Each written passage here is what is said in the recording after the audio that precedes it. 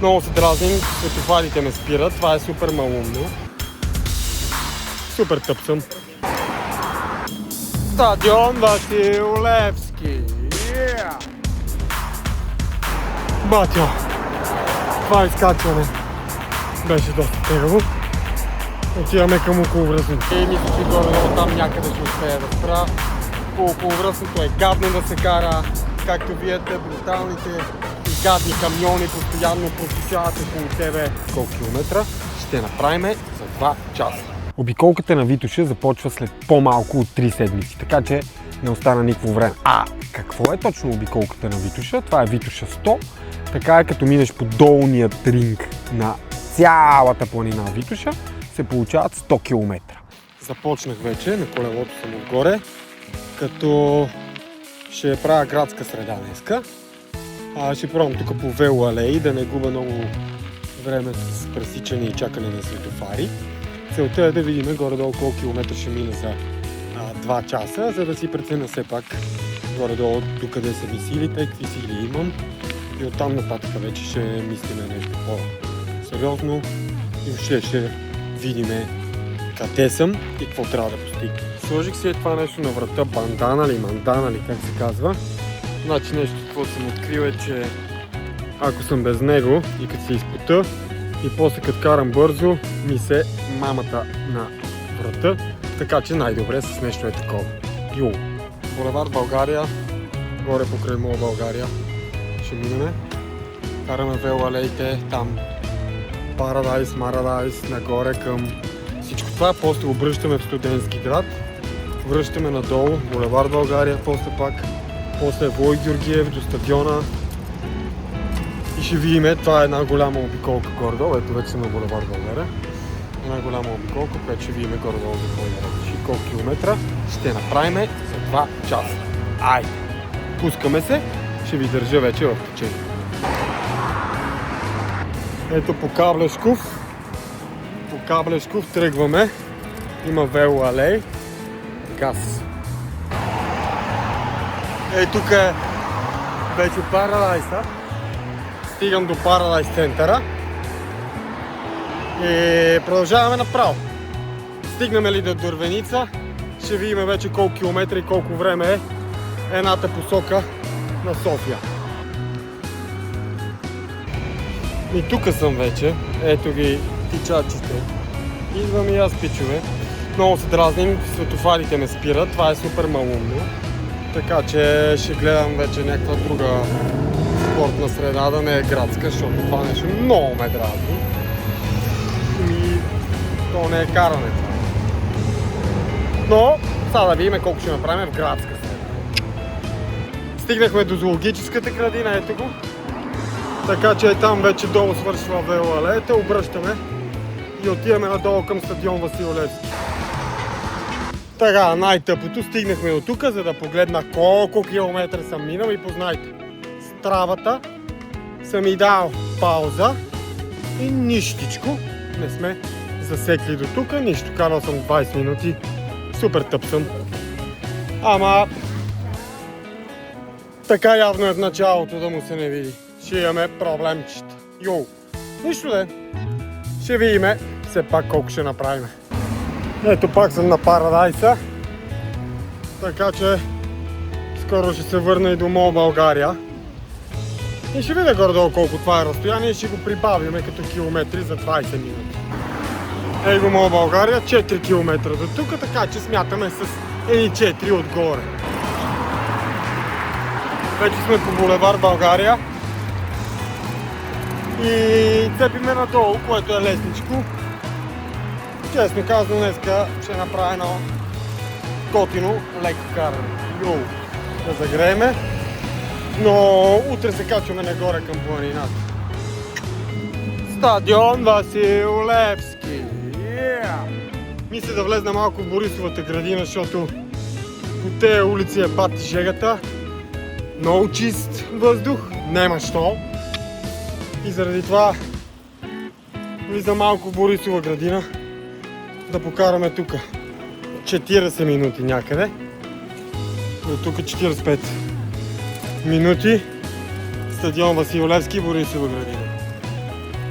Йоу! В парковете и на, така да се казва, на природа е много по-яко. Значи в градска среда спирам да карам. Тренировка вече в градска среда не. На Стравата съм на 10 км, значи сме вече на 14 км. За час глупости, за 45 минути. Айде видим какво става. Ма Борисовката градина си е готина. Особено като няма никой. Езерото с лилии. Много е яко. Така че вече сме до тука. Я видим сега, имам един въпрос към вас. И то е следния. Мисля, че е този паметник, трябва да го знаете. То обелиск зад мене, виждате ли? То социалистически обелиск. Знам, че тук мненията са различни, но според вас това нещо трябва ли да седи в Борисовата градина по този начин на пиедестал или не? Знаете къде е мястото за вашето мнение. Според мен направих огромна грешка, защото съм с такива маратонки, чакай да видя дали се виждат, и ми стискат. И ми изтръпнаха леко краката, пръстите, което е супер тъпо. Но нищо да е.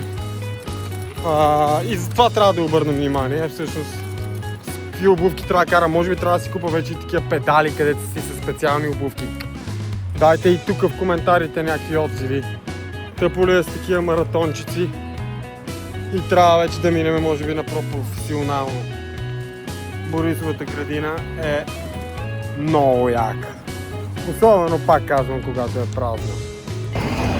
Сега,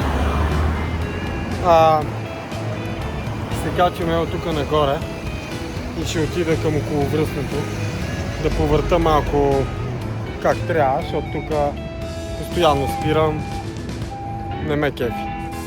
Значи определено ще трябва нещо по-добре да се измисли. Батьо, това изкачване беше доста тегаво. Отиваме към околовръстното.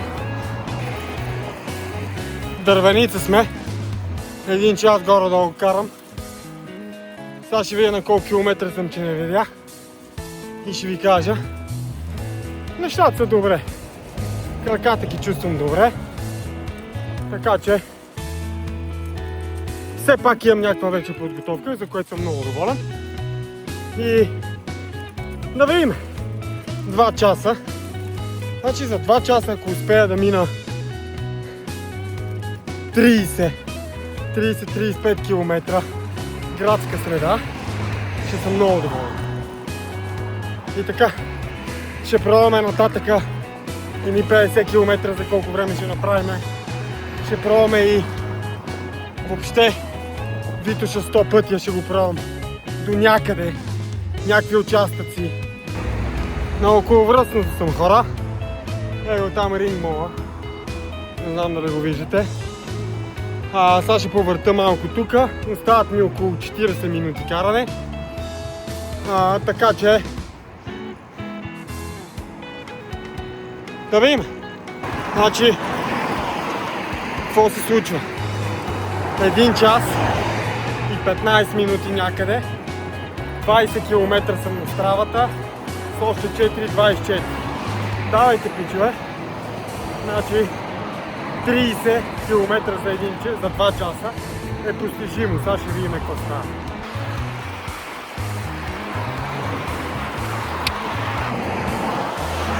Заболяме газа. Трябва да си купа май от уния гащи, където имате едно такова за дупето, защото не е много добре. Я дайте някакви от разбирачите, кажете какви точно, има ли някакво значение, положително ли е, отрицателно ли е, как е по-добре. Сега, поизморих се вече, спрях за малко да изпия едни електролити. В момента някакви пълни електролити на някаква тъпотия съм си купил.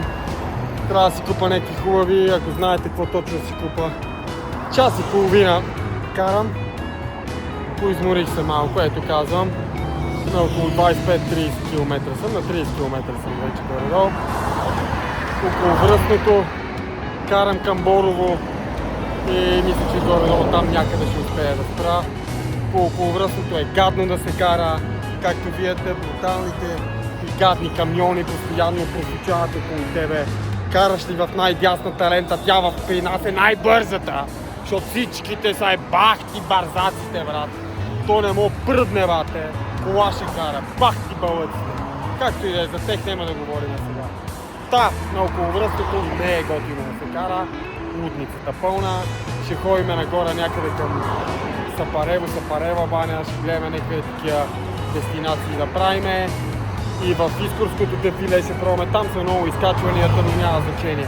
Ако знаете точно около София кои са маршрутите за колело, пак ще помоля долу в коментарите. Благодаря много за това, че ме следвате. А ако не, сега е момента да го направите. Оставам ви 10 секунди. По-малко от 10. Стай. Благодаря много и лайкнете видеото. Йоу! Спрях малко на Вито, че нямам вода. Час 40 минути, имам още 20 минути каране. Сега ще ви кажа на колко километра съм. Ама трябва да видя. Защото естествено още нямам часовник, загубих си някъде iWatch-а. Ще купувам Garmin. Но както и да, сега с малко ще ви кажа на колко километра съм. Взимам вода и продължавам. Оказва се, че сме на 28 км, почти 29, с 4, които имаме от това, което не се записа, станаха 32. Много добре, още 15 минути. Ние ще мога да ги направим близо 40 за 2 часа, което аз мисля, че е доста добре. Вярно, в градска среда нямам кой знае какви изкачвания, въпреки че си имах и на околовръстното има изкачвания и докато се качиш до околовръстното има доста изкачвания, но няма значение.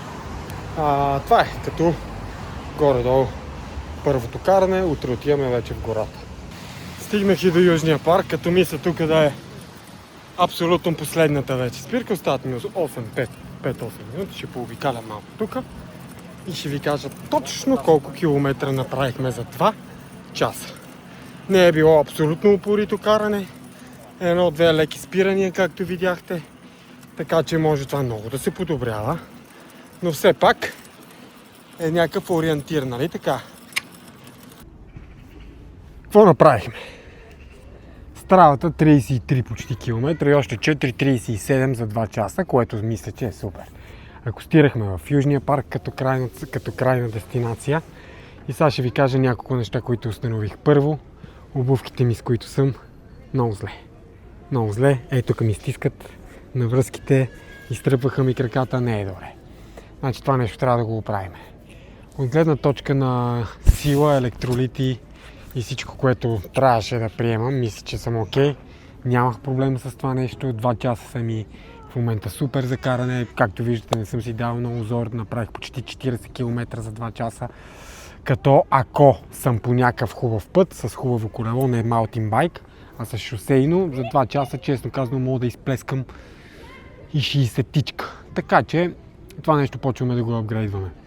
Относно Витоша 100, трябва да разкарам градската среда, това е много зле с тази градска среда, и да започна малко по-планинско изкачване, планински пътища, съвсем различно е, спускането имаш много на ръце и си прав и на краката и си под едно брутално напрежение, така че тренировката фактически е малко по-различна, но тепърва навлизаме и там. Това, което ще ви помоля е следното. Бам по един палец, бам по един фоло, ако ви е интересна темата. Тепърва ще са бруталните изпитания, които ще правим. Йоу, благодаря и до следващото видео.